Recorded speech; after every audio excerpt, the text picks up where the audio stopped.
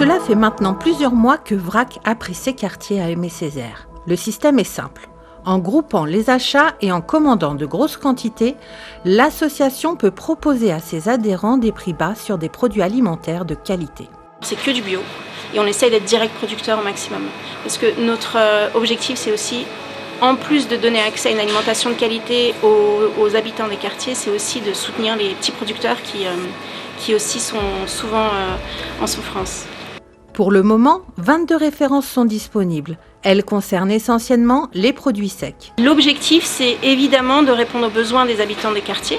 Du coup, on va nourrir le catalogue, augmenter le catalogue en fonction des besoins exprimés par les habitants. L'adhésion est à partir d'€1.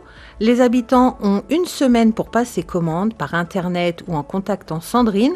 Il faut ensuite une dizaine de jours pour acheter et réceptionner les produits qui seront distribués un jeudi par mois à Aimé-Césaire. L'habitant du quartier paye prix coûtant, donc 15 à 20% moins cher que dans une grande distribution alimentaire. Et on espère qu'on va accueillir de plus en plus d'habitants qui vont pouvoir bénéficier de produits alimentaires de qualité, parce qu'on sait aujourd'hui, tout le monde en parle, ce qu'on mange, c'est ce qui conditionne aussi notre santé.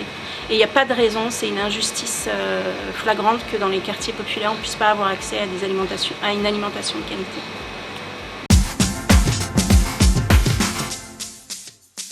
On me dirait, celle-là, j'ai changé. Et pour là, déjà, l'odeur, pour moi, c'est mieux. Ah, vous me direz vous-même. Parce que...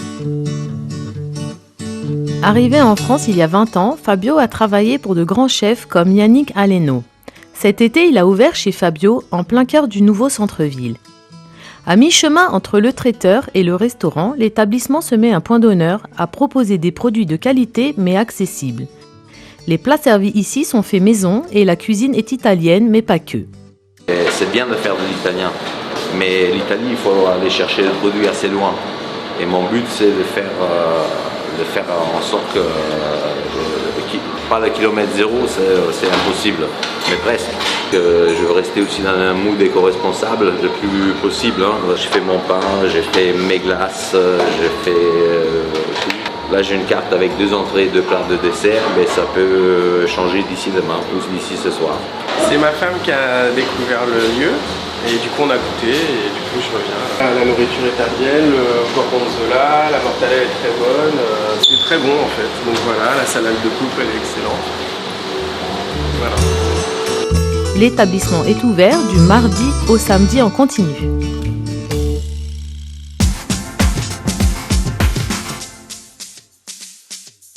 C'est le quartier des Agnettes, c'est là où on est. Peut-être tu arrives à retrouver le bâtiment où on est, tu crois ? Ouais, Dans le cadre de la transformation du quartier des Agnettes, des ateliers avec les habitants, petits et grands, sont proposés. Donc c'est de mettre au courant les gens sur ce qui se passe, le pourquoi, et les choix de la transformation, en fait, les expliquer aussi sur notamment la grande coulée verte qu'il va y avoir, expliquer le but de la renaturation des sols. C'est aussi d'expliquer aux enfants ce que c'est, comment vont se passer ces transformations. Ce qui les impacte beaucoup, c'est les chantiers, c'est cet environnement qu'ils vont avoir autour d'eux pour les futures années et qu'ils les comprennent mieux, pour que ça soit moins une nuisance justement et comprendre que c'est pour du mieux. Une nouvelle gare de métro, la ligne 15, qui fera tout le tour de Paris.